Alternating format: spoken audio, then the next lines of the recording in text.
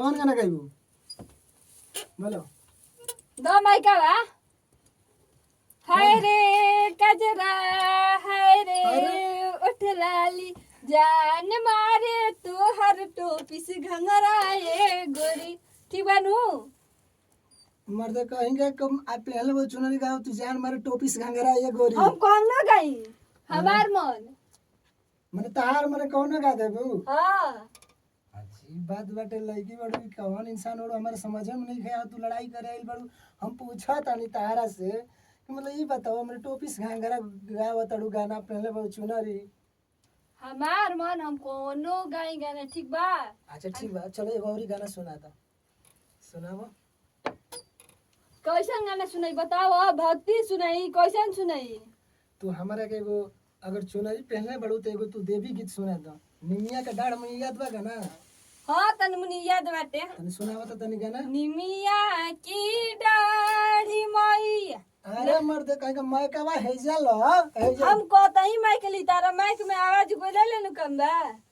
Mic खींचा तो बढ़िया आवाज कबल हाला के बड़ो उधर मुंह पे सड़ा मर्द नहीं का ना सटाई काहे ना सट बता तेरा जाएगा कि ना पीटो में आराम से सटा भाई मुंह पे ले है चला चला गावा नहीं तो निमिया की डाढ़ी मैया लावेली का लागबा हो। अरे मर्द कहेंगे तू तो हमारे पागल कर दी लगी कहां से आ गेल बे यार ए तू इधर अपन माइक ठीक बा हम जात नहीं अपन घर। अरे कहां नमो गवा बताओ रे पागली भागत है ना अरे है ना रे ना हम जाते ही आजा आजा आओ ना हम जाते हैं आओ ना आओ बोला आओ बैठो बैठो बैठो भागो मत मर्दे बनारस ले लो उतना तू मर भगा दम तो खिसिया जा तो ऐसा लगे ठीक बा खिसिया मत। तू ऐसा बतिए करता हो कि खिसिया के पड़ता। अच्छा अच्छा ठीक बा भाग मत तारा के गावा बता नहीं क्या हो तो तू बताव। अच्छा ठीक बा हम बतावो तनी ठीक बा चलो तारा के देखा बतावो तनी देखा तो लो ना। हाँ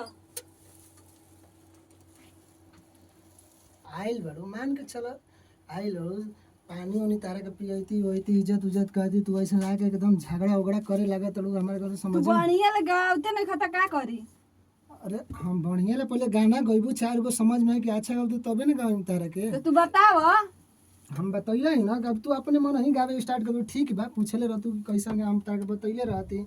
चलो हम अभी तारा के गावती चलो अंदर में भोकल देवे के बा अगर अंदर तारा के लगे देखा तू ना अंदर वही में जाए वही में से तारा गाना गावे के बाटे ठीक बा तो ऐसा चलो चल चला